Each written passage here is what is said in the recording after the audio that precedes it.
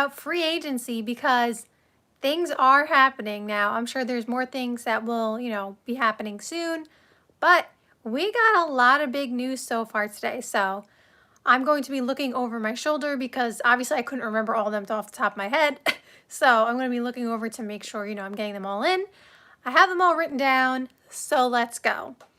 So first let's start with, I think I'm going to go backwards because I wrote them down from, chronological order. So the most recent thing that just happened is Trendon Watford is going to the Philadelphia 76ers for a 2-year, $5.3 million contract. This is a great pickup for the 76ers. I have, liked his game since he's been on Portland, like for a few years now. I really liked his game. And I feel like this is a great pickup for Philly because they could use some depth. And of course, they are still trying to compete to win a championship with Joel Embiid, Paul George, and Tyrese Maxey. So I think this is a good pickup for them. So then after that, maybe this isn't an exact order. I just wrote it down. But anyway, Jordan Clarkson. Jordan Clarkson is going to the New York Knicks when he clears his waivers. So this is an awesome pickup for the Knicks because something they desperately need is shooting. And we know Jordan Clarkson can shoot, right? And not just shooting, but he also is a scorer. He is someone who can create his own shot. And one thing about Jordan Clarkson, he is not afraid to shoot. Like, we know he will take a lot of shots if he is allowed to. So I think that's a really good thing for the Knicks because it'll definitely give them some much needed offense. If anything gets stagnant, like I said, can create his own shot, can definitely shoot the three. And he's also a veteran, and it's just going to give them an additional, look. Like, it's going to give them an additional, because sometimes the problem with the Knicks is they became a bit predictable, and I feel like Jordan Clarkson can help them, switch it up. So after that, Taurean Prince, we're going to talk about a lot about the Bucks here. Taurean Prince went back to the Bucks for a 2-year, $7.1 million deal. In addition, Gary Trent also went back to the Bucks, 2-year, $7.5 million. Like I said, I'm looking over my shoulder so I can see the deals. So the Bucks, we'll talk about them a little bit more, but they are, I don't know. We'll get to them. Let's just leave it at that for now until I get to a couple more of the moves they made. Mason Plumlee goes to the Hornets for $3.6 million. Good for him. I was a little shocked that he didn't end up going to a contender. Now, the Hornets are obviously, just like every other team, trying to make themselves contenders. Fair enough. But I think it's fair to say that at this point, they don't have the best chance to come out of the East compared to some of the other teams in the East. And I just thought Mason Plumlee was going to end up on a contender, similar to how when he was on the Clippers and stuff like that. And I feel like a lot of contending teams were going to target him. Now, maybe they did. And maybe he just chose the Hornets anyway. But shout out to Mason Plumlee. I like his game. He's a very good center, a good passer as a big man. That is something that he was always good at. If you remember him on Portland, he was that guy. I'm not going to say he's the original, obviously, big man who could pass, because he obviously is not the original. But, in the 2015 era, whatever, of the Portland Trailblazers, he was the one who was, the passing center.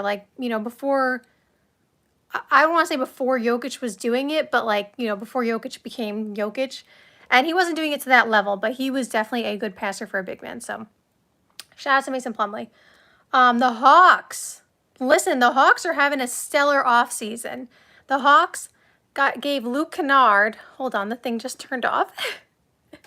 The Hawks got Luke Kennard. There we go. For 1 year, $11 million. The Hawks are having a stellar offseason. This team, they're stacking up nicely. They got Porzingis. They just got Luke Kennard, who is a great three-point shooter. He shot, I believe, 43% from three last year, and he, in general, shoots 40+% from three. Very, very good three-point shooter, and definitely, when they originally built this team around Trae Young, they were kind of trying to do the copycat, I guess if you want to say, of the Golden State Warriors. They had Trae Young, who was supposed to be their Steph Curry, their version, and then Kevin Huerter was supposed to be their version of Klay Thompson and stuff like that, right? Didn't work out that way. But Luke Kennard definitely gives them some much needed shooting, like pure shooting. And then in addition to that, they got Porzingis, which I said, and they, who else did they get? They got somebody else too. They got somebody else, I'm sure. Oh, wait, who did they get? Oh, they got Nickeil Alexander-Walker, which I guess we'll talk about because he'll be on the list. They did a sign and trade for Nickeil Alexander-Walker, 4 years, $62 million. Great pickup for the Hawks. Like, they are just making moves, and apparently, they are also in talks to try to get Giannis. Like, they want to see if they can get Giannis, and I don't know if Giannis wants to go to the Hawks, and I don't know if they even really have a chance, but it's definitely interesting. They're making really good moves. They definitely are. And they have the 2026 unprotected pick, which if you remember, it is a swap between New Orleans and Milwaukee. So if Giannis was open to going to the Atlanta Hawks and they came up with a package that they liked, the Bucks can actually get one of their picks back, which I think might be one of the reasons that the Hawks, did that trade. Obviously, New Orleans had to want to trade up to get Derek Queen for that to happen. So maybe a little bit of luck, but that pick is very valuable to the Bucks because if they don't have that pick, they don't want to be the worst team in the league next year if they don't have Giannis, because then they can't use their pick. So that could be really interesting. I don't know if the Hawks are really the number one contender for Giannis, but something to consider. So Tyus Jones, 1 year to the Magic, $7 million. Good for him. Tyus Jones kind of solves some of their issues. Like, the Magic are also loading up nicely. They needed shooting this offseason, so they went and got Desmond Bane. Perfect fit, perfect timeline age-wise. Obviously, they still have Paolo and Franz Wagner. Now they get a point guard in Tyus Jones, where if you don't know about Tyus Jones, he is one of the best, actually the best, assist to turnover ratios in NBA history. So what does that mean? That means that Tyus Jones doesn't really turn the ball over, like, really at all. If Tyus Jones turns the ball over, it's rare. Like, if you go look at his stats, I believe only this year and maybe one other year, he averaged 1 turnover per game. Other than that, it's always been under a turnover per game. Like, he is not going to lose you possessions. So that is something very valuable that that the Magic could definitely use. Someone who's going to not let them have empty possessions. And a team like this that is very young, turnovers could be a problem at times with younger teams. So I think that's a great pickup for them. I think they're building really nicely over there. Celtics, I don't know if Celtics fans, really want to hear about the Celtics offseason moves because there was a lot of movement and not in their direction. But they did sign Luka Garza to a 2-year, $5.5 million deal. So shout out to them. They apparently have been targeting Luka Garza for years. So they finally got, a center or a guy that they really wanted. However, of course, the Celtics, and we'll get to some of these moves after, but they lost, obviously, Drew Holiday and Porzingis in a trade. They lost Luke Cornett, who went to the Spurs, 4-year, $41 million. Congratulations to him. What a great contract for him. Like, he earned that. He really earned that contract. So congratulations to him. Al Horford is likely leaving. I believe he's going to go to the Golden State Warriors. Obviously, there are other people in contention, and I'm sure Boston is still a place where, he would like to stay, but a lot of us probably think, or I don't remember if he announced it, but I feel like he said it might be his last year. So if it is his last year, like, it's just unfortunate circumstances that Jason Tatum got hurt, so they really can't contend for a championship this year. So I'm sure he would like to stay in Boston, and, like, if he just rode it out to the sunset, nobody would be upset at him. But I feel like in his last year, he would like to contend, so I do think he's going to end up with the Warriors because that's what's been reported a lot. So that's really good for the Warriors because it gives them a stretch big. Like, we know Al Horford can shoot the 3, and even at 40 years old, he's still doing his thing. He doesn't have to be 26-year-old Al Horford, but he's still really good. So, sorry, I have to keep reaching over so it doesn't close on me. So the Clippers got Brook Lopez for 2-year, $18 million. I knew the Clippers were going to get somebody. I said yesterday in my live stream when I was talking about DeAndre Ayton being bought out, I was like, I have a feeling, my gut was saying DeAndre Ayton to the Clippers. I was like, they're going to get a center. Like, they just are. Like, they just always make it happen. Like, that is one team where I know they haven't won a ring in the Kawhi era. I get it. But, like, every year they find a way to just keep getting good players on the roster. Every single year. Like, I don't know how they do it.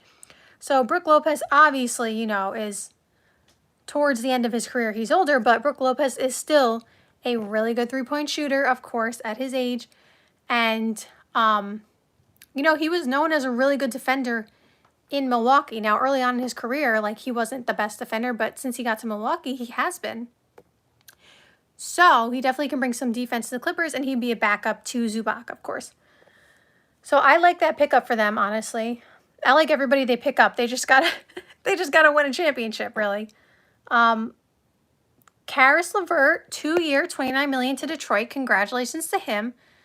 I was talking about Caris LeVert yesterday in a few previous videos, and I was saying, anybody who gets Caris LeVert is definitely getting someone who's going to help them, you know, potentially not necessarily win a championship, because depending on which team he goes to, but like help them get closer to a championship or win a championship, because I think Caris LeVert is someone who can move the needle for teams, because he's not going to, I always like to bring up the Giannis reference just because we all know Giannis is looming in the background here, but like, he's not going to cost you what Giannis is going to cost you, but you're still going to get, obviously not Giannis, but you're still going to get a good quality player in Caris LeVert, someone who can score at will, he can create his own shot and do a whole bunch of different things, and he is used to being in that kind of six-man role and stuff like that, so you're going to get someone who's going to contribute off the bench. So I think that's a great pickup for Detroit, especially because, you know, not going to really get into it, but the Malik Beasley situation kind of put their plans on hold in terms of re-signing Malik Beasley. And I don't know if that, I don't know, like I heard that the Pistons were targeting Caris LeVert like a month ago. So I don't know if the plans shifted after the Malik Beasley thing. Like, I don't know if, like, Caris LeVert was definitely going to go there if Malik Beasley re-signed. I'm not sure. But shout out to Caris LeVert for getting a nice deal for himself. Then we have the Rockets. The Rockets are making moves this offseason, people. The Rockets get Clint Capella back, funny enough, because remember he was there with James Harden. The Rockets get Clint Capella for a 3-year, $21 million deal. Now, I'm here to kind of eat my words a little bit, but not really, because I was kind of correct on this. When the Rockets traded for Kevin Durant, if you watched my video, I said, love the trade, definitely makes them better. Kevin Durant is moves the needle for like every team. But the problem was, I thought they were still too young. Like I understand they obviously had Fred VanVleet and stuff like that, but like the guys that you were relying on were still 22, 21. Like, one playoff experience round is not enough, and Kevin Durant doesn't have any years to waste. So I was like, it definitely makes them better for sure, but I was like, I'm not sold on them being the favorites to come out of the West, or if they're necessarily a championship contender. And I use that term lightly because I think they could be a contender as they were. But when I say championship contender, I feel like I mean like one of the top people that I would pick to come out of the West is kind of what I'm saying. And I definitely thought they had a chance. However, they made some great offseason moves, which of course bolstered their roster. And that is obviously getting Clint Capella, a veteran center, someone who's been there so he knows the organization too. But someone who's going to bring some veteran, not only just leadership, but someone who's going to have a quality role at center. Now, it is a little interesting to me that they picked up Clint Capella, because they already signed Steven Adams. And in addition to that, they have Şengün. So 3 centers was a little interesting to me. So I'm going to keep my eye out for that. And then they also picked up, what was his name? Dorian Finney-Smith. They picked up Dorian Finney-Smith for a 4-year, $54 million contract. So they brought in the veterans. So I definitely agree they are higher up on my list in terms of someone who's going to come out of the West, because they picked up a couple of veterans who've been there, done that. Dorian Finney-Smith, a 3-and-D guy, someone who can, get it done and stuff like that. So I love the pickups that they have. I'm telling you, I don't want to put this out there because I don't know, but like I always like to give my opinions when I see some things that kind of make me think, interesting. So let me quickly go to the Clint Capella signing and why it's interesting. Like I said, they already have Şengün and they already have Steven Adams. Clint Capella is not a three-point shooter. It's not like they signed Al Horford. A stretch big gives them something different. Steven Adams is not shooting a three, right? He's not going out there. And Şengün probably not shooting a three either, right? So you are not adding floor spacing by adding Clint Capella. I think he's a good quality center, a lob threat and stuff like that. But like, it's not about his skill set. Why it's interesting to me is like, you brought in a veteran in Clint Capella and you have a veteran Steven Adams. Are they, this might be a big hypothetical, but are they thinking about trading Şengün for Giannis? When I saw that Clint Capella move, it just seemed a little weird to me. Now, I'm a big fan of Şengün. I'm not calling for him to be traded. I think he's a perennial all-star. I've been saying that since he was a rookie. Like, I've been seeing perennial all-star written all over him. But, like I said, Kevin Durant only has finite amount of time to win a championship with the Rockets. And obviously, Şengün's like 22. So again, I'm not calling for him to be traded, but it made me think, like, now they have 2 additional centers who could be a starter on any team. Are we sure that the Rockets aren't gearing up to trade for Giannis? And Alperen Şengün would have to be the centerpiece of the trade, not only for salary purposes, but because the Bucks are going to want a lot back for Giannis. And I believe they have 5 tradable first-round picks or something like that. And it wouldn't just be Şengün, it would probably be some other players in there too. But like, I'm not calling for Şengün to be traded. I want to make that clear. But I thought it was really interesting when I saw that. However, I also saw a report that the Warriors are apparently favorite to get Giannis. Now, none of us know how valid any of the Giannis reports are because Giannis is not going to talk about it. Like, if a Giannis deal gets done, nobody will know about it until the deal happens. That is how Giannis operates. So don't expect to see like, oh, they're fine. Like, they're like, it's not going to happen. You're not going to see they're talking to this person. I feel like if someone leaks any information, Giannis will not go there. I feel like if a team is talking to him and they leak the information, then Giannis will probably retract his wanting to go there because Giannis doesn't like to do business like that. So I'm going to come back on live in a couple of minutes. And I'm going to finish the rest of the free agents. But give me